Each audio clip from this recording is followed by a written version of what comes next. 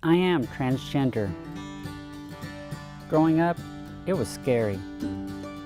I didn't have anyone to talk to. My family didn't understand. It's a struggle to be real. Society, for some reason, doesn't want people to be real. I've come across a lot of transgender children in the world, and I want to do everything in my power to make sure that they don't go through the things that I went through. It doesn't matter what gender you are. It doesn't matter what you look like. It just matters, are you a good person? I want someone to know it's okay to be transgender. It's okay to discover that you're not transgender if you think you are. It's okay to be gender fluid. It's okay to be gender neutral. It's okay to be gender non-conforming. It's okay to be male. It's okay to be female. It's okay to be gay, straight, lesbian. It's okay. Just please be a good person. Be kind.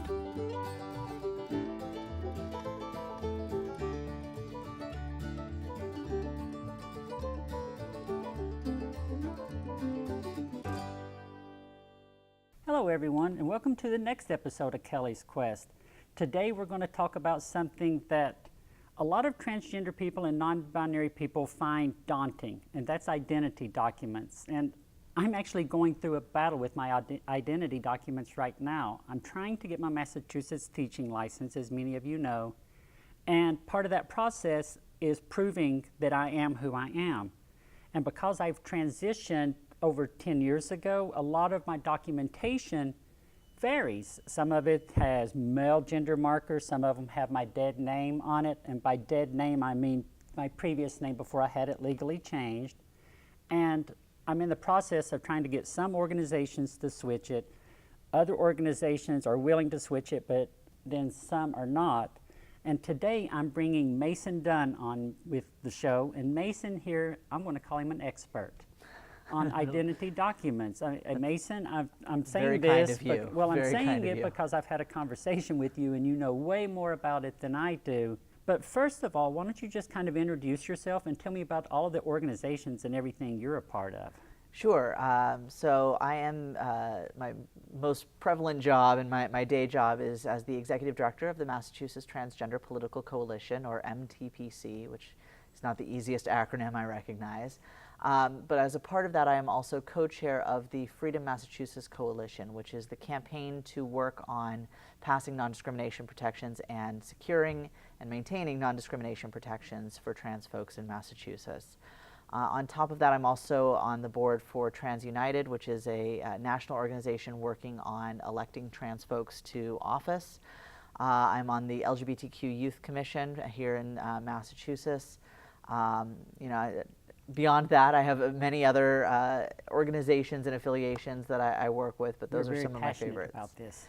It is my life's work. It is the reason I went to law school, to become a lawyer, to work on trans rights. It's why I have been pursuing a career in this. I've been in this now for about 13 years with working on trans rights across the country, and it is truly a passion for me. So you've been doing this across the country. Yeah. How do you find Massachusetts politically? You know, politically, I think it is certainly on the more progressive end, as we would assume it to be, with, the first state for marriage equality, a long history of civil rights activism and activity here in Massachusetts. And so I think that it is towards the front of the line when it comes to progressive states. It is not the front of the line. A good piece of evidence relative to that is the fact that we were the 18th state to pass inclusive non-discrimination protection statewide. We were not the first, we were not the second, we were not even in the top 10. And so I think that it's important for folks to recognize and understand that while we may have been first in marriage equality, we are not first in trans rights. But we're still 18th, which isn't too bad. On the flip side of that, there's the personal and the lived experiences for trans folks in Massachusetts, which varies widely based on geography, based on the communities you're in, and based on intersecting identities as well. The fact of a white trans masculine person living in Boston will experience less discrimination and less problems and harassment than, for instance, a trans woman of color living in Western or Central Mass, living in Springfield or Worcester or other places that don't have that same climate and community as Boston. So I think it's important to understand that wide diversity of experiences in the trans community. Suffice to say, it is, again, a bit more of a friendly state than many other places across the U.S. or across the world even, but we have a lot of work to do. Can you kind of explain the history of how Massachusetts even got to the point that where we did get this equality? Because for me, 18th is better than nothing.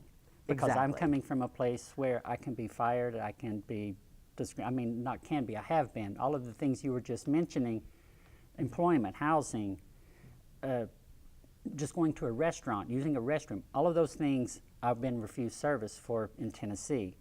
So I've walked into like the honeypot here. And I know it's not all peaches and cream because I have times that I struggle with it. But how did we get to this point to where it's better than Tennessee and better than a lot of other places? What has happened to make Massachusetts this way, do you think? Sure, and you know, the long history of LGBTQ work and policy here in Massachusetts is really unique, and we could probably spend 2 hours on that alone. You know, one of my other hats that I wear is I actually teach up at UNH, and we teach LGBTQ history and things like that. So that is an entire semester. I'm glad I asked that question then. All right, an entire semester on LGBTQ history in New England.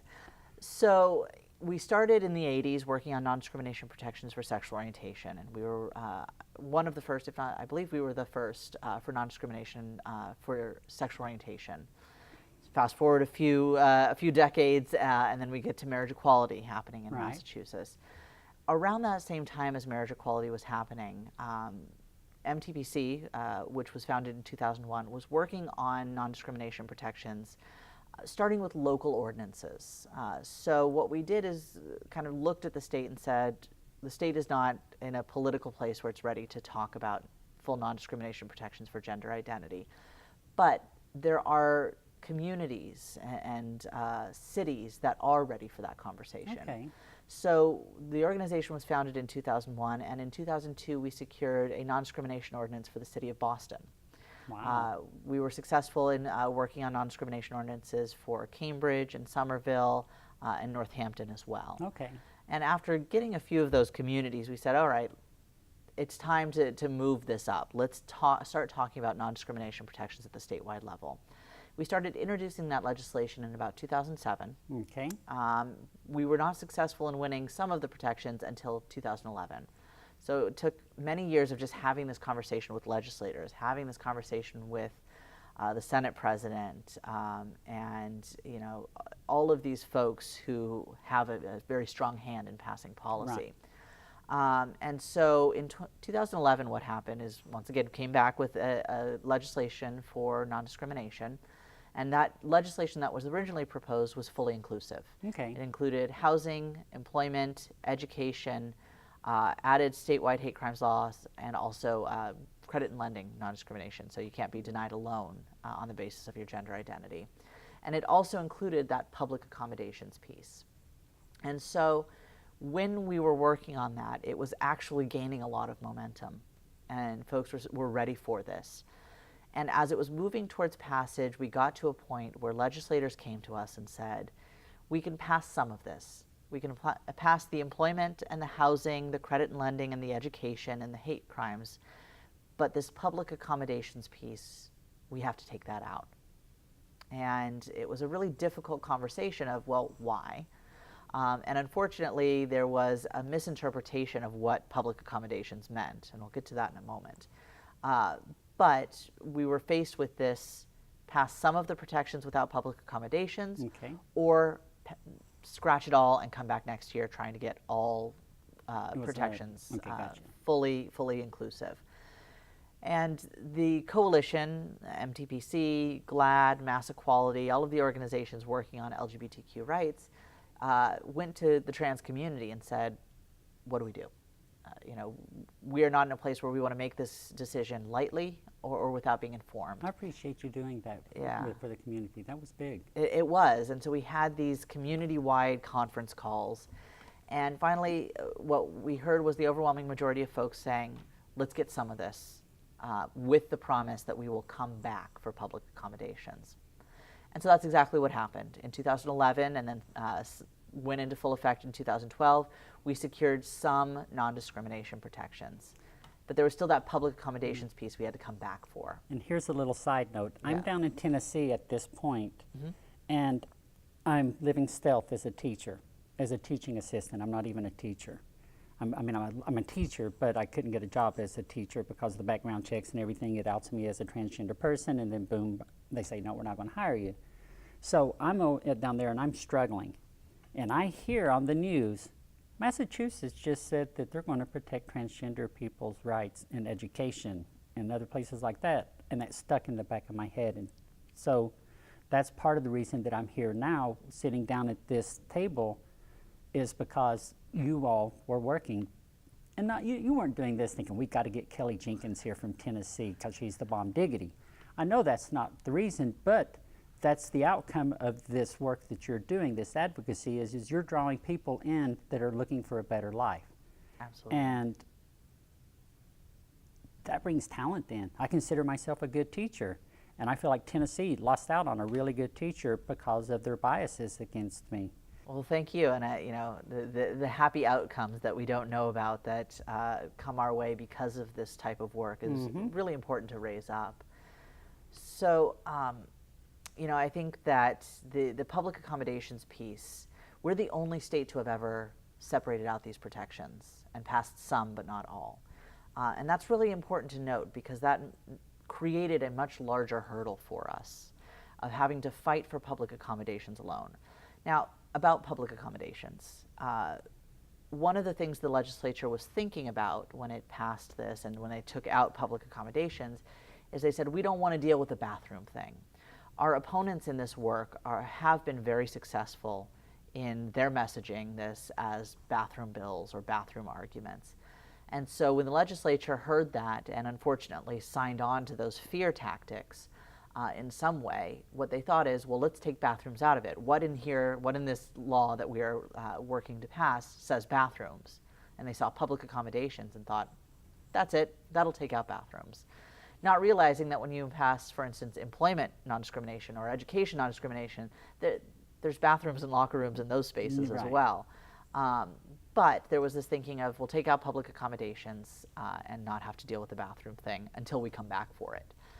And so what we had to do is really this uphill battle of realizing that what public accommodations actually means and communicating this to the legislature and the larger public is that public accommodations is just a fancy legal way of saying any public space. We're talking about, when we say public accommodations, we're talking about parks, libraries, hospitals, restaurants, the sidewalk, the MBTA and the subway, buses. All of those things are public accommodations. And when we took that out in 2011, what we were communicating to the trans community, unfortunately, was that it's okay for you to be trans at home, it's okay for you to be trans at work, and it's okay for you to be trans at school. But when you're trying to get in between those places, when you're getting from work to home, or when you're not at home and you're out at a theater, or you're out at a restaurant, or anything like that, or visiting a park or a library or a monument, it's not okay to be trans in those places.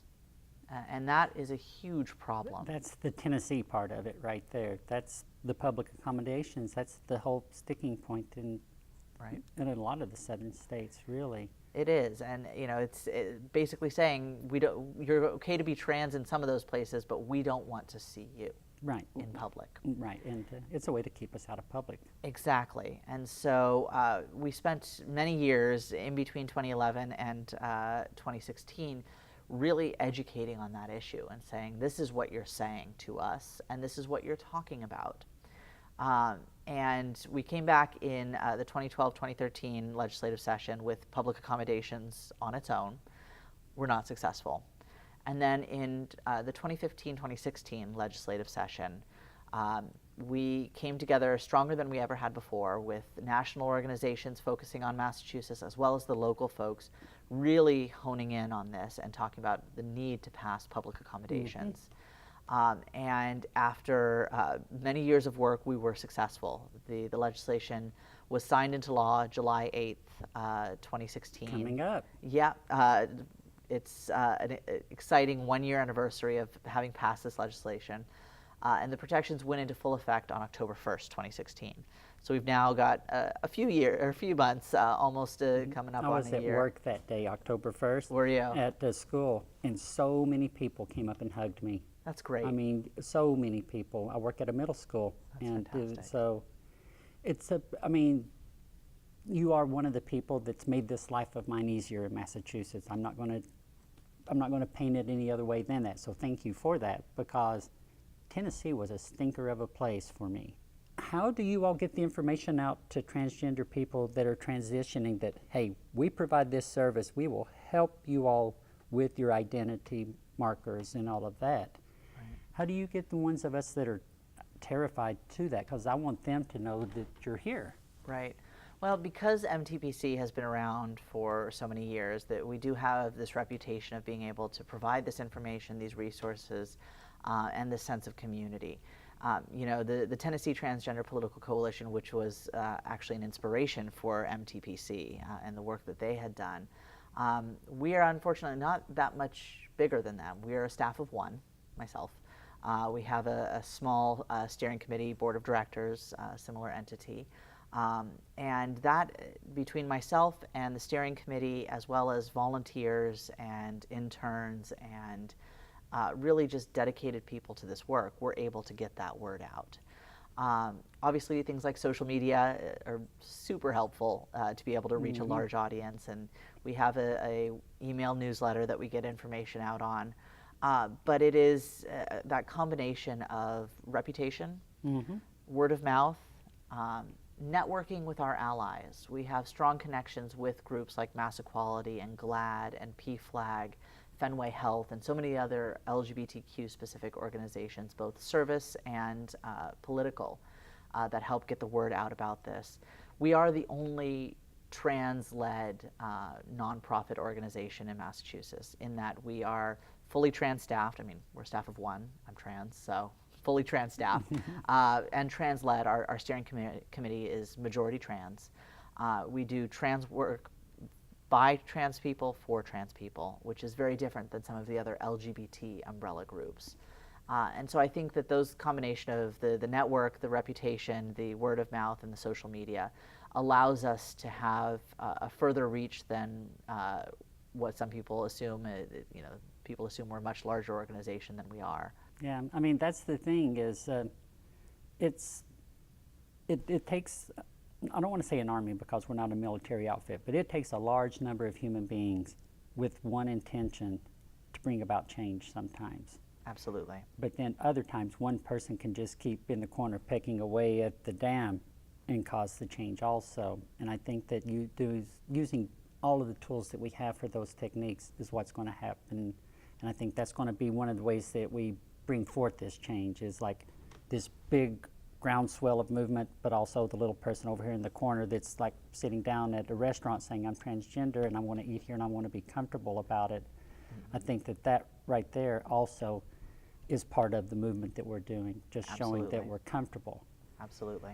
And but one of the things that I'm not comfortable about, Mason, is identity documents.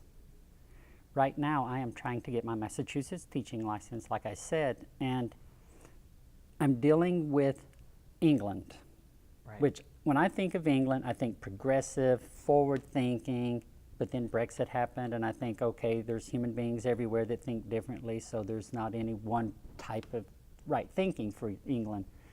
But the University of Tennessee in the South changed my name and my gender marker on all of my transcripts and diplomas. University of Bradford in England will not do either one of those, even though I've presented the paperwork to them, even though I've done everything. I've got all of my legal documentation, which is hard enough to have to present to people every time, because on it, it shows my old name, it shows my old gender markers, it shows my past that I am trying to get away from. And yesterday I spent close to 6 hours looking at bureaucratic paper, trying to just get my transcripts from England. And the problem is that they think that I'm Kelly Matthew Jenkins in England. And I have to prove to them that I'm not Kelly Matthew Jenkins. I never was Kelly Matthew Jenkins. I've always been Kelly Michelle Jenkins. And that paperwork that you all have is a mistake, and I want you to change it. And I can't get them to do it. What would you suggest for me to do to try to get a foreign international government, or not government, university, to kind of help me with this? Right.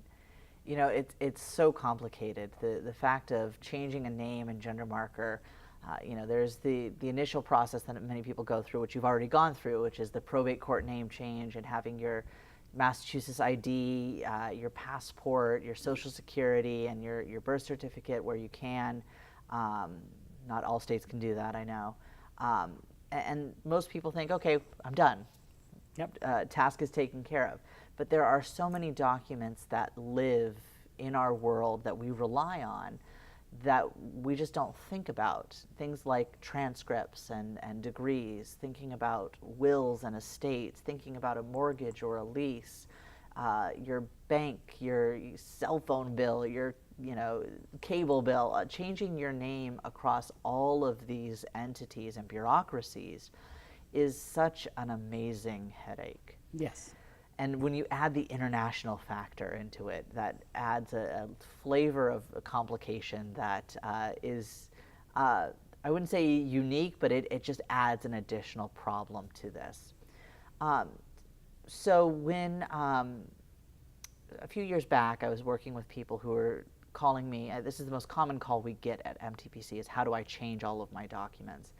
And realizing that this is a fairly common struggle in the trans community. How can we meet that struggle in a way that is efficient and effective, and not relying solely on me as executive director? So we created the ID clinic a few years back to train volunteers and advocates to work one-on-one with trans community members who know the process of where you have to go and how you have to do it. And it was small success. It was not a life-changing, huge program. But what we saw actually at with the election, the most recent presidential election, more and more people were growing concerned about being able to change their name and gender marker on federal identity documents. And we got inundated with hundreds of calls from Massachusetts and all across the country, actually, of how do I do this? And so we reached out, and the organization GLAAD, GLBTQ Legal Advocates and Defenders, was also getting hundreds of calls. And so we connected and said, we need to do something about this. And lo and behold, within a matter of a few days, the law firm Ropes & Gray, which is an international law firm, called us and said, how can we help? What can we do? And we said, let's do something together. So now we have the ID clinic, which is grown from MTPC, GLAAD, and the law firm Ropes & Gray to come together and provide free pro bono legal assistance to change your name and gender marker on the core identity documents as well as anything else around you. Oh my goodness. Because I don't even know what else is out there with my other name and gender marker on it. I mean, because I was alive for 40 years before I transitioned and did that. Right. I have no idea what's out there. So I could come to your organization then and say, hey, I'm struggling with getting, because that's just the first step of it for me to get my transcripts from England and my diploma. Right. Then I have to go to a clearinghouse to get a course-by-course evaluation. Because it's an international degree, I have to equate it to an American degree, and I have to start that process all over again. Yep. And then after this clearinghouse gets that part of it sorted out, I have to reach out to the Massachusetts Teachers Licensing Organization, and I have to start that process all over again. And then if they say, you're going to need to go back to university maybe for a couple of classes, then I get to start that process all over again. And it is so overwhelming for me that yesterday when I finished, I was done. I was emotionally done because of having to see he underlined on a legal document for me. And I'm sitting there thinking, did they intentionally do that just to make it a point that I'm here, or do they do that on every legal document when there's a name change that they underline the pronouns, or did they specifically, and all of these thoughts start going through your head that take me off the task, and then I make mistakes because there's 51,000 steps, and I messed up on step 49,332. I've now got to go back to step 2,000. Right. It's exhausting. It is emotionally draining to go through this process, navigating bureaucracy on its own, whether you are trans or cisgender or gay, lesbian, dealing with marriage documents. All of these bureaucracies are built in a way to keep us down, to keep trans people down, to keep LGBTQ folks down, to keep people of color down, lower income people. These bureaucracies are purposefully difficult to manage. And so the emotional drain is by design, unfortunately. They're succeeding. Exactly. So what becomes my work and my job and my passion, as well as many others in this work, is to say, how can we not let them win in keeping us down? And that's where folks like the lawyers at Ropes and Gray step in and say, we have this privilege, we have this network, let's put that to work in a way that gives back to a community struggling. And so I like that they reached out to you all, by the way. That's heartwarming. It is, and there are a number of large businesses and entities that are surprisingly proactive in their advocacy for trans rights. And Ropes and Gray is one that we just honored earlier this year with an award as Trans Allies and Advocates, partially because of the fact that they reached out around the name and gender marker change work. But for those who are looking for information about how to do this, how to get connected to Ropes and Gray and GLAAD to get assistance, you can call MTPC, you can send MTPC an email. If you don't even want to do that, if you don't even want to talk to a person, it's even easier. You can go to GLAAD.org, it's GLAAD.org/ID for identity documents. Okay. And you can sign up there. You can plug in all your information, and then a lawyer from Ropes and Gray will be in contact within a few days, and you can start that process one-on-one with that lawyer. That sounds so much easier. For you to sit here and say, hey, we've got a built-in network of allies that all you have to do is reach out to us, and you don't have to hope that the person you call is going to be an ally. I'm going to use it. Right. Banks are one thing that are truly a struggle for a lot of people, and I'll plug also Eastern Bank. Eastern Bank is one of our amazing advocates and allies who work with us to not only say, we're trans inclusive, we'll take trans people's money, which a bank is a bank, but they're also, I have meetings with them of how do we make our forms more trans inclusive? How do we make this more trans inclusive? And they are always coming to me saying, what could we be doing better? Businesses like that are what we need. Mm-hmm. And we've been very lucky at MTPC with some of our networks like Eastern Bank, Harvard Pilgrim Healthcare, Google, all of these businesses contacting us saying we want to do more than just the bare minimum of saying we support this. We actually want to do something to show our support. And that is really changing the tide for trans advocacy. When we were doing the bill back in 2011, going back to that part of the work, we had one or two businesses who supported us. When we were working on the legislation in the last year, we had about 250.